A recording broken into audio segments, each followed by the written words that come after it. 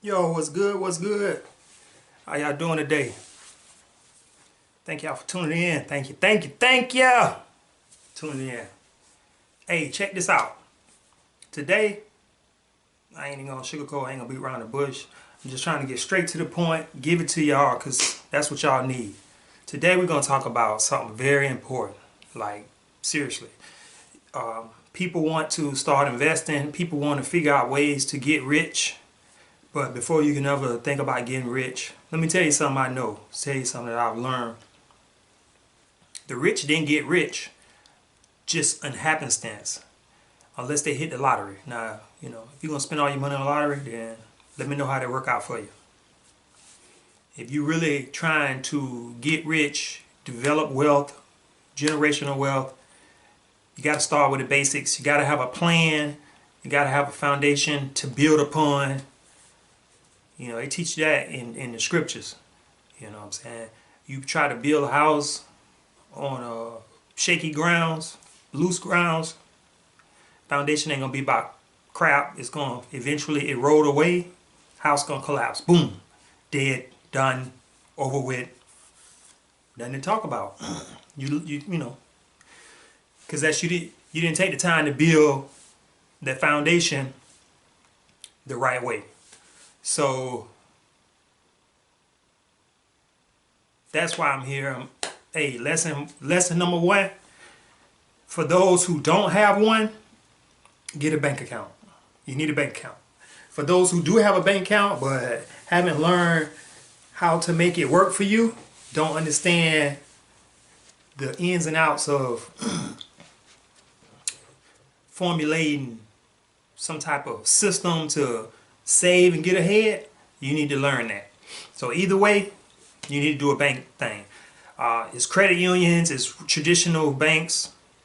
Do your research. Number one, all banks are not the same. Some banks charge you for checking, some banks don't charge you for checking. Some banks charge you for different accounts, some don't. Some give you perks and benefits for having a certain amount of money in that account. So that's something to check on. I was with a bank, a local bank, and it was charging me like $11 a month. And for the longest, I didn't really pay no attention to it because I was new to it and I was just intimidated. That's another thing. Like, don't be intimidated by your bank. If you can't communicate with the people at your bank, that's a problem because they're taking your money and they're using it to make more money. So you are in a mutual relationship to where this is not your parents or some person that you can't talk to. Talk to them. Ask them. All banks don't give out loans for the type of stuff that we might need. Being from the black community and being from poverty, one of the things is a lot of times we're not trying to make large purchases or get loans for big stuff. So you may only need $10,000. Some banks won't touch that. They won't even give that unless it's a personal loan or some kind of special loan because they don't really make no money off of it. And if you got excellent credit and you got all your I's dotted and T's crossed, heck, you probably this probably ain't doing you no good because you understand that and So that's not doing someone who needs a little more assistance, that's not doing them any help. So it's very important to where before you put your money in the bank, check on it, see what their fees are, see what they're going to be charging you, see what their APR interest rate loan rates or whatever are going to be for certain type of loans. See even what type of loans that you will be able to come talk to them about in the process. Because that's important. That's very important, Something I just found out. I was looking and it's pretty much 22 million people in the state of Florida. 25% of those people are black. 25% of those people are Hispanic. I Googled, just a random Google search, black-owned banks. There was only 2 black-owned banks listed in the whole state of Florida. 2 black-owned banks listed. Not banks, it's plenty of banks, but it's only 2 black-owned banks. One was in Tallahassee, the FAMU Credit Union, and one was in Miami, One United Bank or something like that. Them the only 2 banks that were black-owned. I'm not talking about deal with black people. I'm talking about actually black people own them. And now the reason that's important and the reason that even matters is because something that needs to happen is the reason why, because now listen, I also Googled Hispanic owned bank. There's quite a few Hispanic owned banks throughout the state of Florida. Now, the reason that is because I think personally the black community is not investing in itself, which is something that needs to happen. We need to figure out a way to start investing in ourselves, and a lot of those issues that we're crying about and worried about, I think they come off the table. I think that they become non-existent, or they just start to fade to the right. Because at the end of the day, you in a capitalist country and money talks. All that other stuff is just conversation. The best way, Claude Anderson, the economist Williams, a few people have spoken about black economics and black people investing into themselves and gaining a sense of respect with that. Blacks in America spend about $1.3 trillion yearly in general, just in this economy, and we don't own enough to like become relevant comparative to other ethnicities. The Spanish, just in your local town, you ain't gotta be listening to me. Don't listen to me. Just use your ears, use your eyes, and your little, in your brain. Not little, I apologize. But use your ears and your eyes and just pay attention to what's going on around you. How many black-owned businesses do you see? How many Spanish-owned businesses do you see? How many Asian, So just pay attention to stuff like that. It ain't no military secret. You ain't gotta, solve no puzzle. It's right there in your face. Even in the black neighborhoods, white, wherever you want to go. Go wherever. Just travel, whatever. Go out on the water if you need to. Go in the middle of the lake and just look for black-owned businesses, black-owned everything. Just look. You don't necessarily have to go spend your money there, but just pay attention and just answer that question. Why don't black people? And then when you come to the conclusion of why or whatever, then that'll kind of help you get an idea of why some of the problems exist that exist. Because I mean, I don't have to have a PhD or anything to realize that there's not a lot of Asians, Italians, Jews, Hispanics that are dealing with some of the issues that the blacks are dealing with. And I wonder why. I wonder why it seems like the blacks are being picked on and nobody else is being picked on. And now I have to admit, you got a lot of Hispanic speaking people, Latinos, Latinas that comes into this country, take advantage, and you see their progress, you see their growth.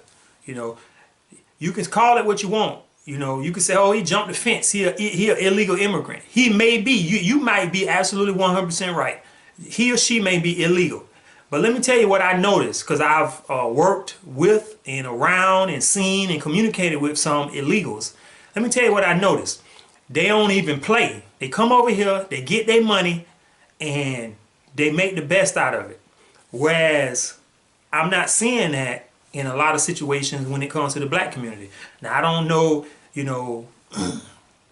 where we get our mind. I think that's a disjustice and a dishonor, and I think it's disrespectful to the civil rights activists or the brothers and sisters who sacrificed their livelihood to get the liberties and freedoms we have. I think it's a dishonest, disjustice, a dishonor, a disjustice, and it's just plain disrespect when we don't continue to torch. You know, these people die and sacrifice themselves to get certain freedoms and liberties. And now that we have freedoms and liberties, we're not continuing on. We're not continuing to fight. Or at least we didn't continue to fight until it just got crazy. Now all of a sudden, you know, within a few years, now it becomes a major thing where it shouldn't have never stopped. It shouldn't have never stopped. When the civil rights, it's like, it kind of made me feel like people in the late 60s, early 70s, people realized it was free. Oh man, I'm free. I can go over here and do what I want to do. I don't got to be with them. I can go by myself. And then it was like, shit, I ain't doing nothing. And it was like, we just threw down the torch. And we didn't we didn't finish the mission. We seen a little bit of daylight, a little bit of freedom and liberties, and we ain't finished the mission.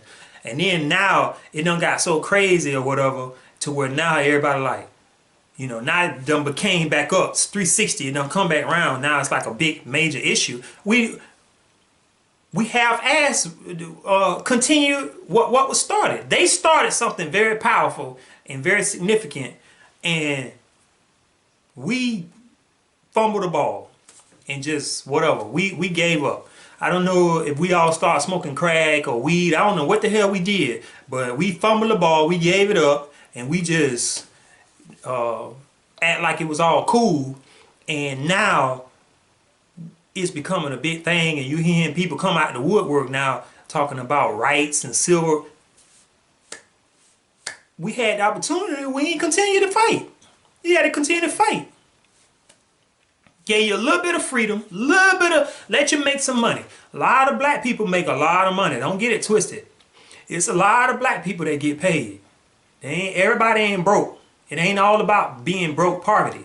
I think what happens is there's no unity. We don't stick together. We don't own anything to even have a voice.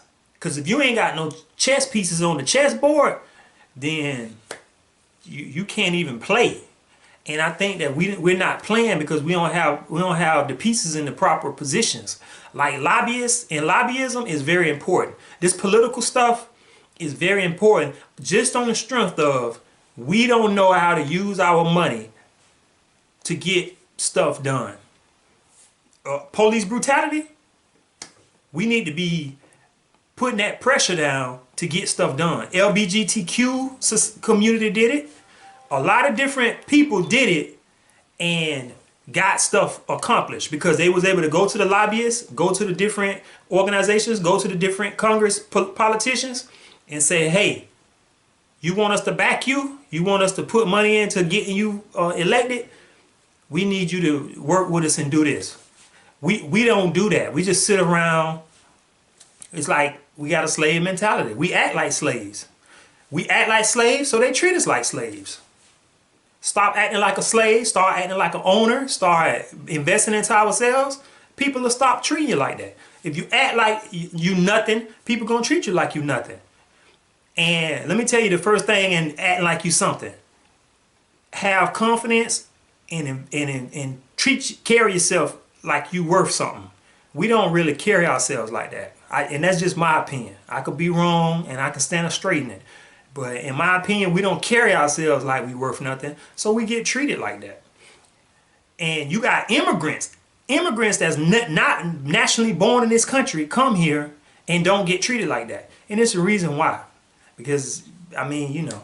But anyway, that's a whole nother conversation. But first lesson of the segment, welcome to the J Experiment. This is the J Experiment. My first lesson to you is if you don't have a bank account, get a bank account.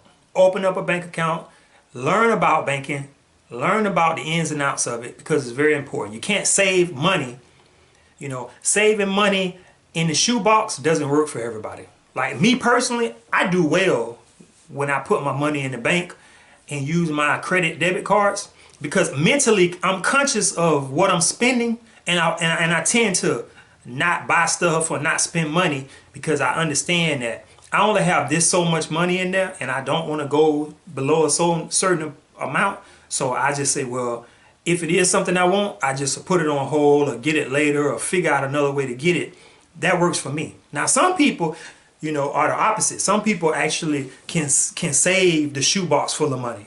which to me, I don't think that's productive anyway for them. I think that's step one to it. Save your shoebox full of money, then go put it in the bank. Because if they put the money in the bank, you can develop credit because you need credit. And they're not just developing credit because you got a shoebox full of money. You just can't call up Visa and be like, hey, I got a shoebox full of money. I need to start making some credit. You can't just do that. Like, they're going to be like, okay, you know, so open up a bank account. Take that shoebox money, put it in the bank. And don't believe that myth about having over $10,000, all that. That's bull.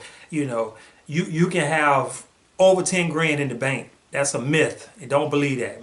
I was from the streets, and drug dealers, we had this big thing where we always felt like if you had over $10,000, you know, that you're going to get in trouble. You know, you can't have over 10 grand, you know, the FBI. And that's somewhat true if you get audited. But then something had to happen to where somebody said, hey, they got a lot of money in here. I'm not sure how they get this money. And then they like red flag you and audit you. But that's like, you know, whatever. If you're doing something wrong, then, I mean, I don't know what to tell you. It's so many different ways to still, you know, because you can have multiple bank accounts. You ain't got to just have one bank account. I recommend, and I've heard many people say you should have multiple bank accounts, because you can go to one bank and they don't give you what you want or work with you, and you go to another bank and they work with you. So, you know, but this bank is cool. They do a good job. They don't charge you much, and you might can get some other stuff done over here. In this bank over here, they might do so. You know, I know people have 5 or 6 banks because, you know, this bank here gave them a loan to buy their first house. They keep it real with them. This bank here gave them a loan to, you know, invest into this commercial property. This bank wasn't trying to do that. This bank didn't even want to touch nothing that small. So, you know, it is different ways. But banking is very important. So open up a bank account, research about bank accounts, make sure that you check to see what they're charging you, what their fees is, if there's going to be a fee, and, you know, there's different stipulations. Learn all about your bank and talk to them. They just regular people. They go home, they put their pants on like you. You know, for women, they do all the stuff. The same stuff like you. Men, they do the same stuff like you. They just regular people. They just have the power to approve or not approve a bank loan or whatever. But I doubt they try to turn your money down, because they use our money to make money. So get familiar with your banker. Become friends with your banker. You know, you should be able to communicate with them and talk to them. Don't be afraid of them. They're not no one to be afraid of. Go in there and talk to them. You know, you don't just have to go to, it's weird because we just go to the bank to make transactions. We never communicate or talk to the people or know anything, you know, and it's like, that's kind of weird. We shouldn't do that. You should be familiar with them. They should know you. When you walk through the door, they should be able to say, hey, how you doing, Mr. J? Everything cool? And if they don't know you by name, then maybe y'all need to get familiar with each other. You should know them. You should know some of the people work there. You should know, because they keep your money. And you know, y'all, it's a relationship. So just wanted to share that with you guys. Banking is very important. Don't negate that. Open up an account. Teach your kids about it. Now is the time. Listen, 5, 6, 7-year-old shouldn't be learning about banking, should be learning about having an account, should be learning about saving. They just should be learning about dealing with money, because that's part of the problem. What made me write the book, Recharge, is our ignorance of money, our ignorance of just not knowing certain things. And it holds us back from our potential, from reaching our potential, from growing into, you know, blossoming into a successful people. Success is not an island. It's not a point. Success is a continuation of life. You'll have many and multiple successes throughout your life, and you should.